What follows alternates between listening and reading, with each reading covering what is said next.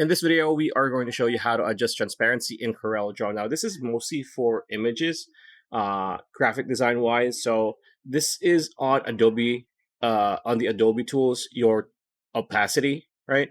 So how do we adjust the transparency opacity in CorelDRAW? It's very simple, right? Once you have your image here, right? Click on it like so, right? Like that.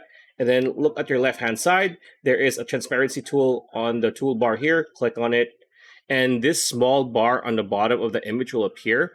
So as you can see here, this is zero transparency. But if I crank it up, you're going to see that it's going to be faded, right? If I go all the way, it'll disappear, right? So if you want to do this as a watermark or as an effect for your project, you can do so. So you can just click and drag the bar for how much transparent you want it to be.